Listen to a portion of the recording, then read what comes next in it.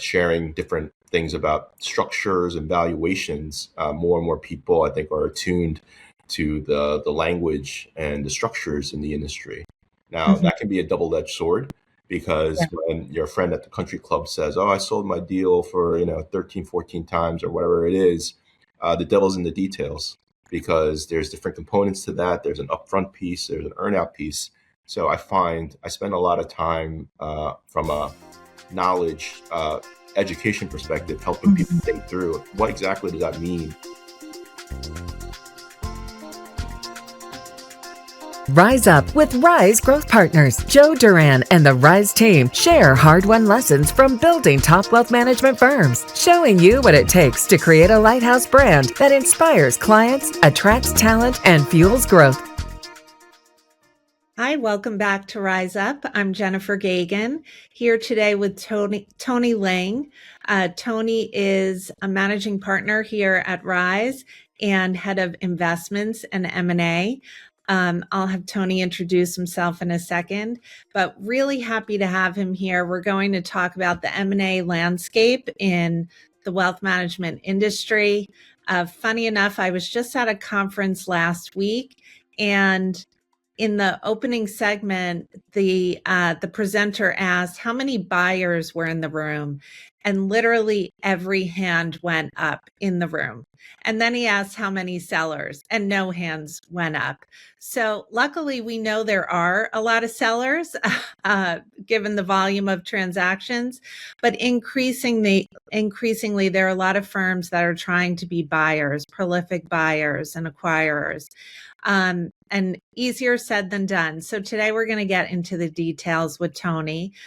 Tony, why don't you share a little bit about your background with the audience before we dive in? Yeah, really excited to talk about the topic. It's one that's very near and dear to my heart. I've been investing in the financial services and wealth management space now for almost 20 years. I started my career at JP Morgan, and I was a private equity investor at Lightyear Capital, as well as Corsair Capital, where I've worked on probably a dozen plus platform investments and 30 tuck-in acquisitions across sectors, and a lot of them being in the wealth management space. So I think, right now this environment is probably the most competitive that I've ever seen. What worked even 6 months ago or a year ago doesn't work today. So it's one that's constantly in flux and you have to be quite dynamic. So very interesting topic to go deeper into. Yes, it's amazing to me how much it's changed. And every year you think it could slow down, it could, change a little bit, but it seems to just keep accelerating. Really dynamic. So let's get into it. Sure. You mentioned that it looks different, even compared to 6 months ago, maybe even looking back 2 years ago to when we started Rise. Share more about what is different in your mind. I think there's a few things that are different. I think the number one is just the level of interest in firms in the RIA and the wealth management space has just continued to compound and grow. And the number of different options an owner today has is vastly wider and more interesting than what they had, a few years ago.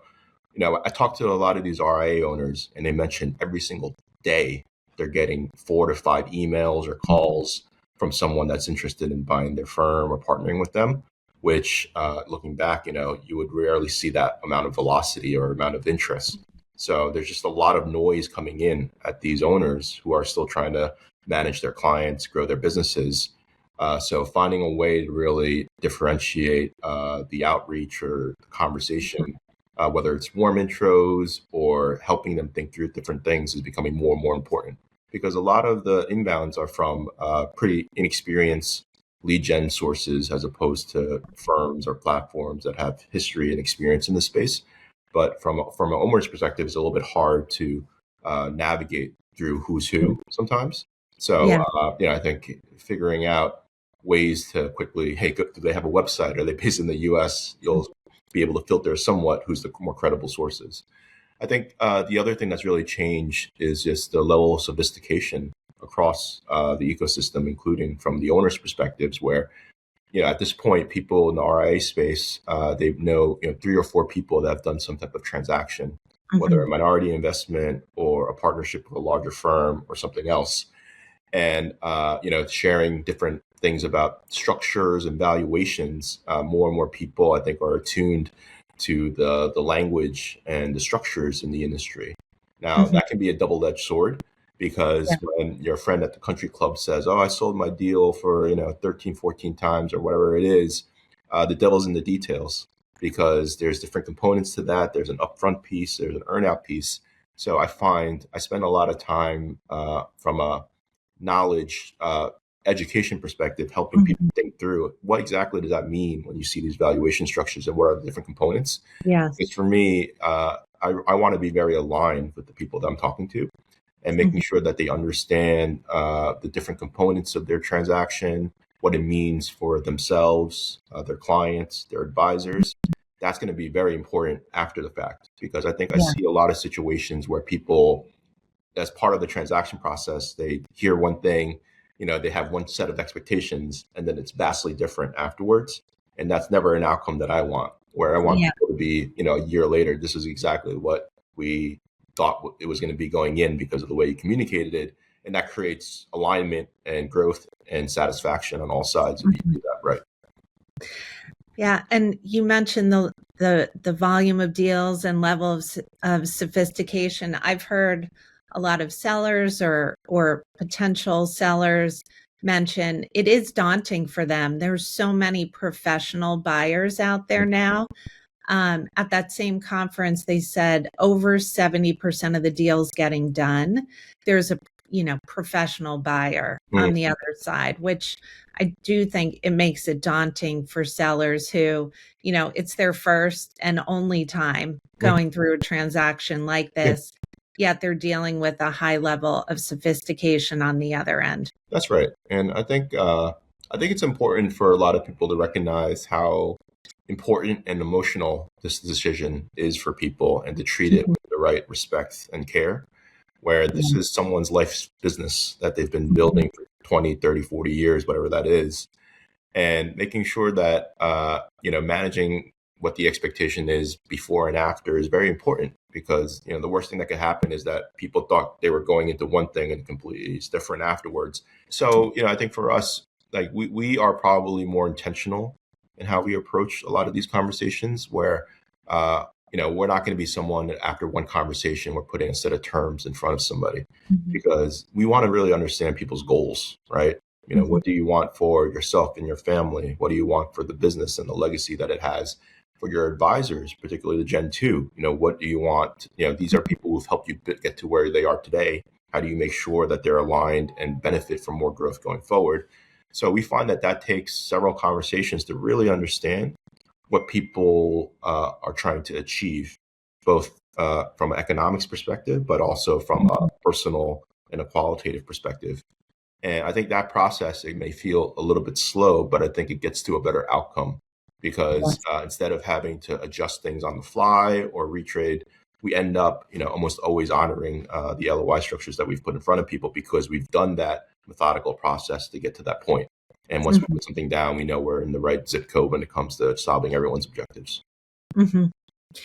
Let's go to the firm that actually wants to be a buyer.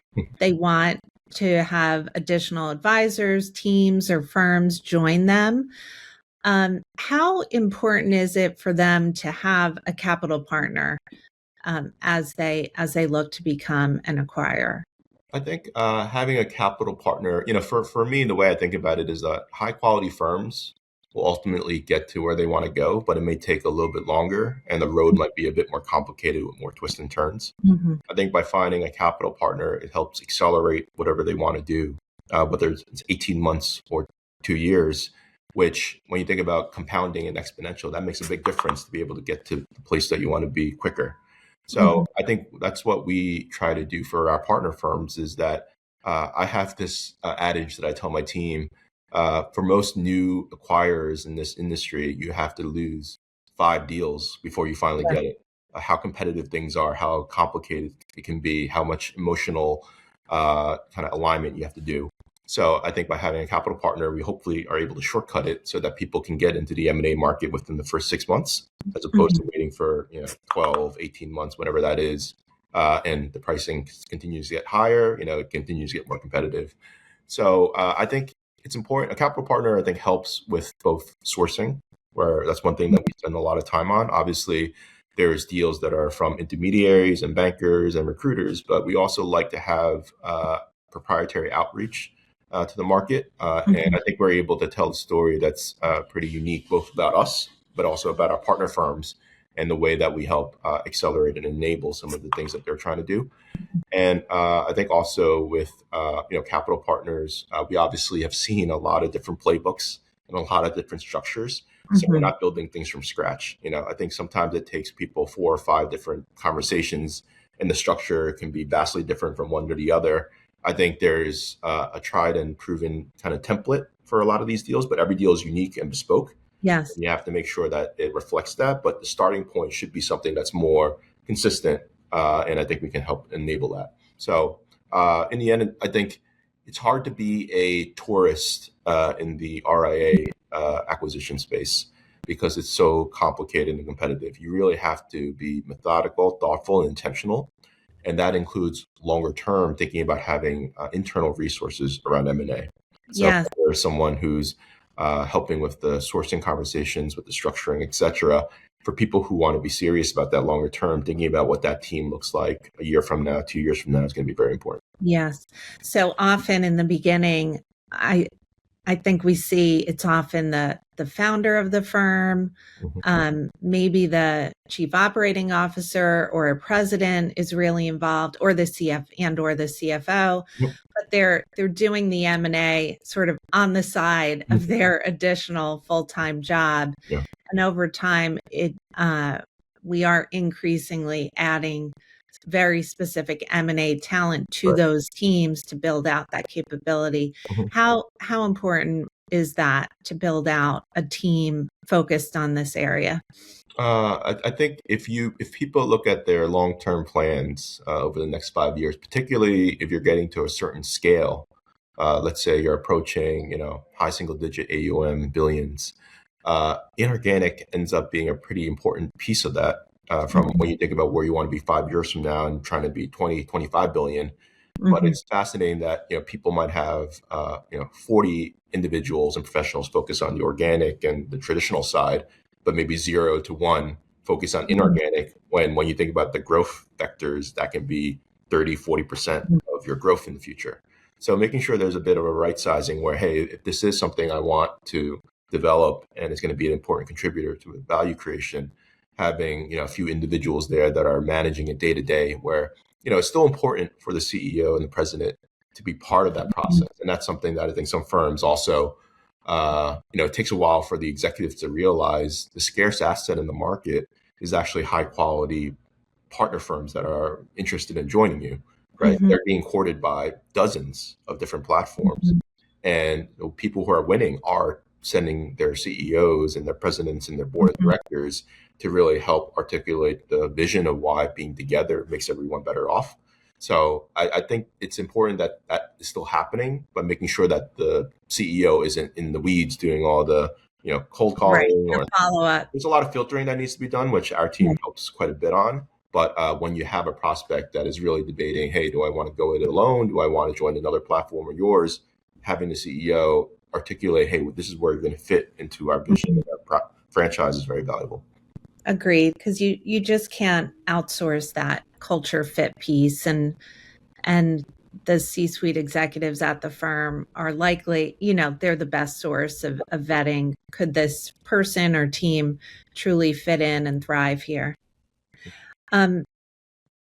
Earlier, you mentioned, Tony, the importance of deal structure. In some cases, it is, or at least it starts with a vision that could be repeatable structure. Yep. But there is some, creativity and thinking about different structures so that it could be a win-win for everyone. I think that's an area where someone like your team could be really helpful, because to me, it's unlikely that that many within the firm will have seen that many different types of deals Right. and be able to wrap their head around Right. how to solve different problems. Right. How important do you find that? I find it incredibly important because, you know, so there's two steps that are important here. One is the actual structuring, and the second is communication. And I think you'll hear me say over and over in this call, the communication part is, I think, what the industry sometimes lacks. Yes. Where, if some firm has seen dozens of deals before, a lot of different things, they might not understand the mental jumps that are required to understand just exactly, what is the reference, EBITDA, how do you think about earnouts, etc.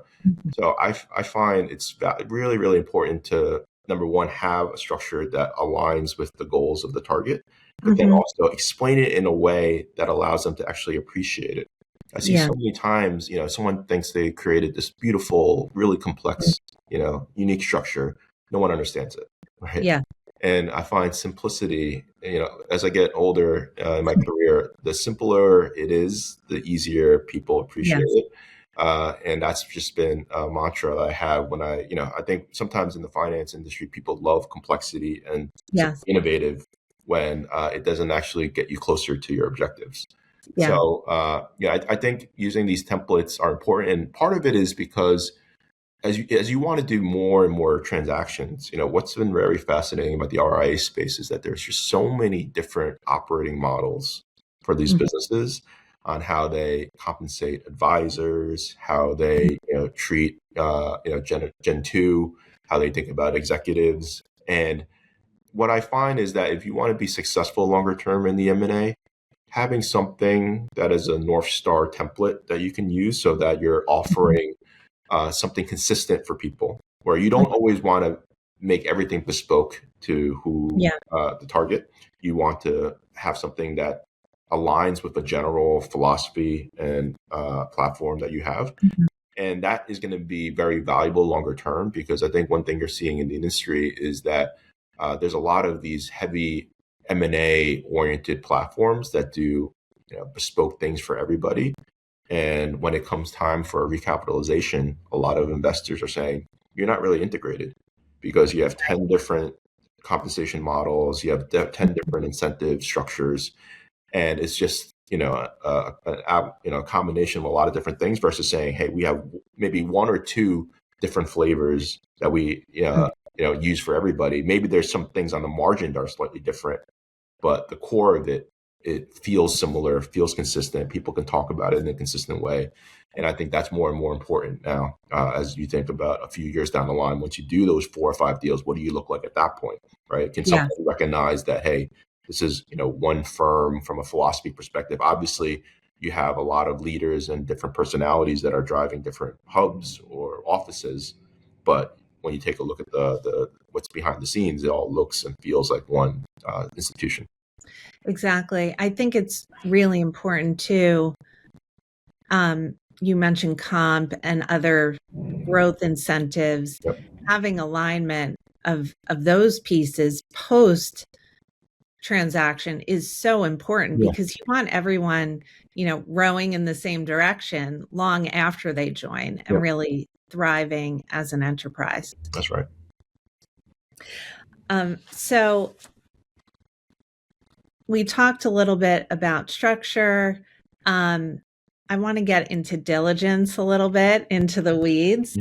I think, some firms are better at it than others. What do you think is most important in that diligence phase? Yeah, look, I think for me, diligence is always about prioritization and focusing on the areas that have the most impact longer term, right? I think sometimes people go to approach diligence from a laundry list approach, where there's 50 different things that they have to get done.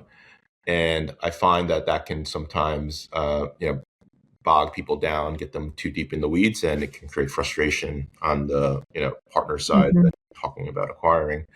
For me, it's more isolating. Hey, there's 5 things we really want to understand and know, both about the existing business, but also how that business will look like as part of our firm. And you want to have a dialogue around it, right? Where, hey, this is what you did before. this is how we think about it here. What's the compromise or the middle ground that is exciting for everybody? And that's the type of diligence where you're almost designing a plan as part of diligence, as opposed to just checking the box and making sure what you think is there is there. I think also as part of the diligence process, it's great for the target to learn more about the platform as well, right? Mhm. So figuring out, how do I fit in, like when I bring my clients over, what's going to have to be the narrative or the pitch? How do I think about the different technology and vendors that you use?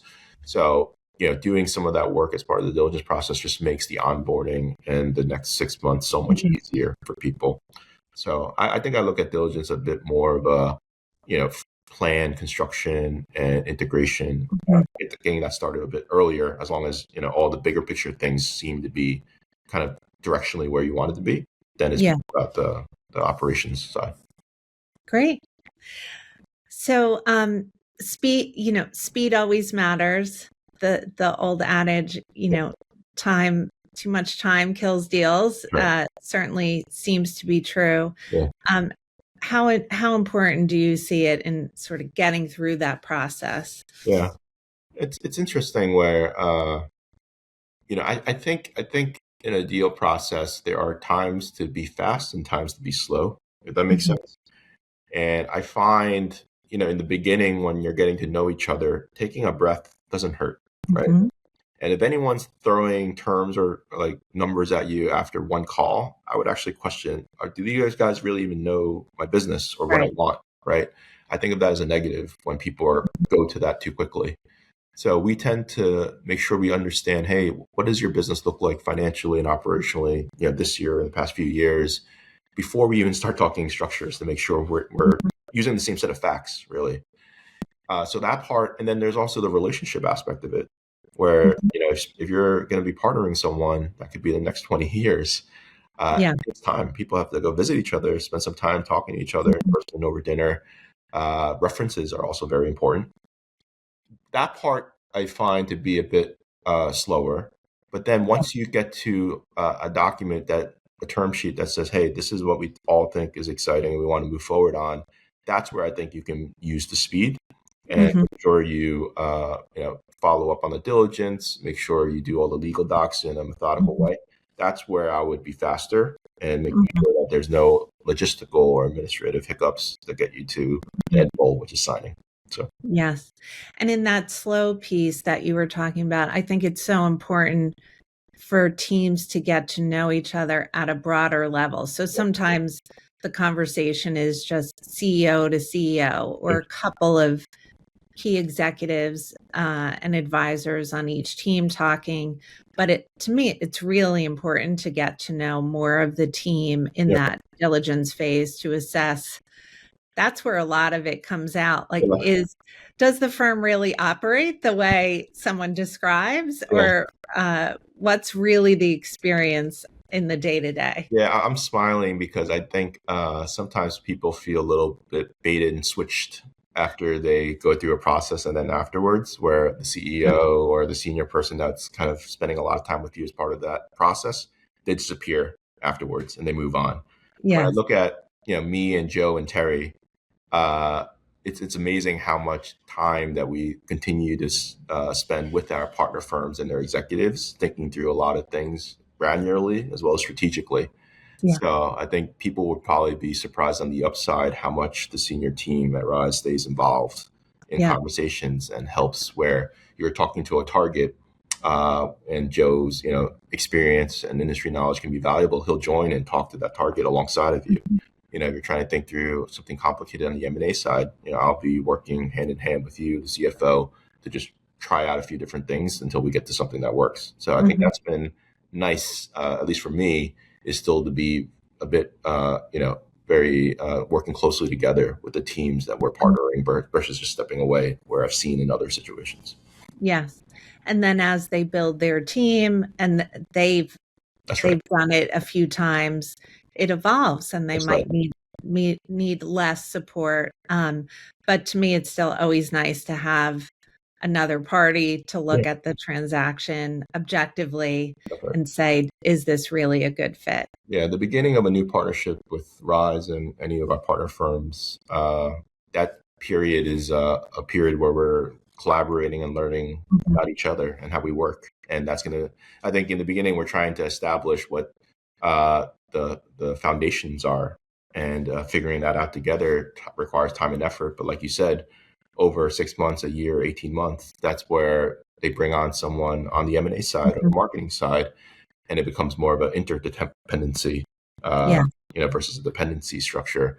And we move at the pace of our firms, where some firms, want more flexibility. Other firms want more structure, and we're able to align to whatever their needs are. Great. Well, Tony, before we go, if some leaders at a firm are watching right now and they wanted one piece of advice as they get started on, becoming buyers, Yep. acquirers, what piece of advice would you share with them? I would say, especially in the beginning, it's very important to remain focused, right? Where part of it is just taking a step back and saying, hey, what is my firm trying to achieve in the industry? Because that will tell you who can be a good partner firm, right? So making sure you understand yourself first before you start talking to M&A targets is very valuable, because you're going to need to articulate that story and that pitch to people. And then second, instead of closing your eyes and talking to everyone that's 250 million to 500 million of AUM, try to be more targeted, saying which regions are strategically important for me. Do I want someone that's a little smaller or a little bit bigger for the initial deals? Do I want someone that is more financial planning oriented or more investment centric? I think having a smaller list will just make it more compelling in the beginning to find that collaboration. So that would be my recommendation, is instead of trying to go and do something broad, try to do something more narrow and then build your experience that way. Great advice, Tony. Know yourself first. Yeah. And be targeted. Well, this was fun. Great talking to you about the landscape and what firms need to do to succeed on the inorganic growth side. We'll certainly have you back, Tony. Cool. And for those of you watching, hope you enjoyed it. And please feel free to comment, share, and let us know what else you'd like to hear us talk about next. Wonderful. Thanks, Tony. Thanks, everybody. Take care.